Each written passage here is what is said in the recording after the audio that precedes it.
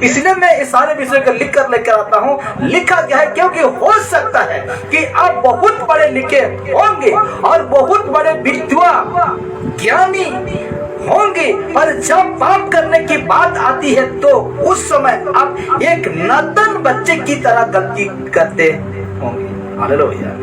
जिस प्रकार एक बच्चा गलती कर देता है, उसी प्रकार हम ज्ञानी होकर भी, हम पढ़े लिखे होकर भी, हमें समझ बुद्धि होने पर भी जब पाप करने के वक्त आता है तो एक नादान बच्चे की तरह, मासूम बच्चे की तरह हम वो गलती को कर बैठते हैं। Hallelujah, hallelujah.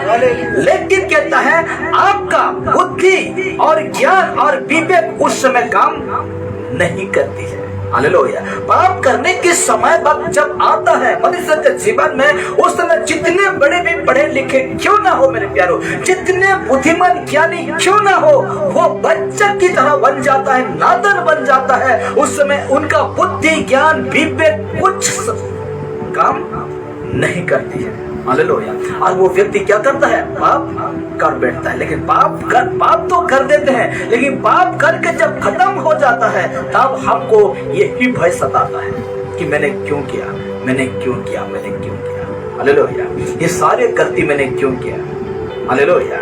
इसीलिए कहता है जितने पढ़े लिखे भी क्यों ना हो जाएंगी तो भी जब पाप करना। इसलिए तो यीशु ने क्या कहा कि इन्हें तुम क्षमा कर। ये लोग पढ़े लिखे होंगे, ये लोग बड़े ज्ञानी होंगे, ये लोग बुद्धिमान हुए होंगे, लेकिन आज ये लोग क्या कर रहे हैं नहीं जान रहे, परमेश्वर नहीं जानता है। हालेलुया। इनको तू क्षमा कर। आज बड़े बड़े पढ़ा लिखा, बड़े बड़े ज्ञानी, मंत्री, नेता, यहाँ तक कि आपका शहर में, गांव में जो ज्ञानी लोग हैं, आज दारू के सामने घुटने टेक देते हैं, व्यभिचार के सामने घुटने टेक देते हैं।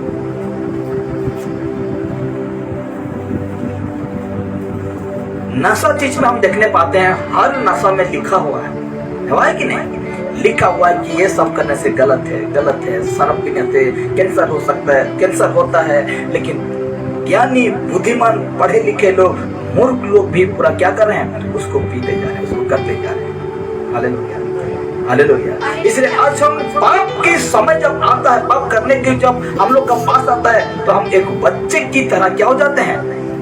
पाप को, गलती को कर बैठते हैं। हम लोग का बुद्धि ज्ञान उस समय काम नहीं देता है।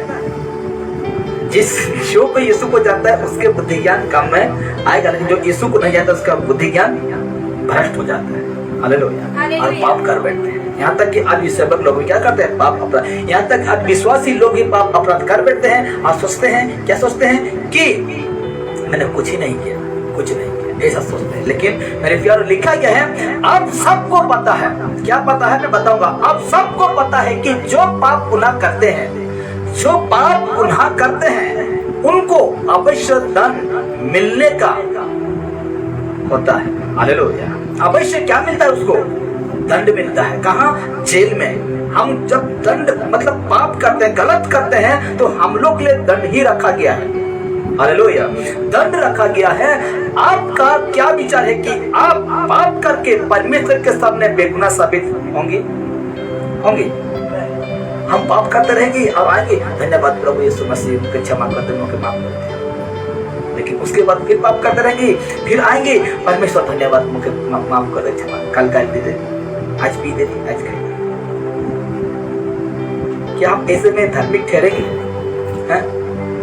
फिर हम कल आएंगे, फिर वही बात कहेंगे, फिर मुझे क्षमा कर दे।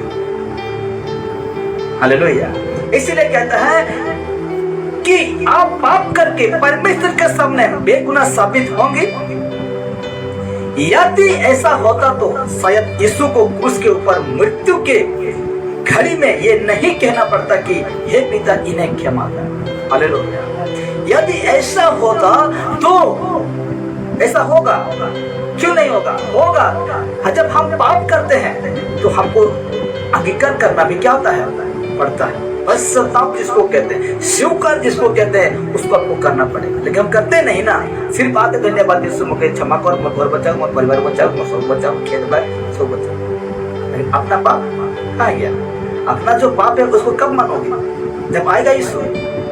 उस समय समय नहीं रहेगा। इसीलिए कहता है यदि ऐसा होता तो शायद प्रभु यीशु को क्रूस के ऊपर मृत्यु के घड़ी में ये नहीं कहना पड़ता कि हे पिता इन्हें क्षमा कर, क्योंकि ये नहीं जानते कि ये क्या करेंगे। जो शब्द जब यीशु मसीह क्रूस पर था तब इस शब्द को कहना नहीं पड़ता।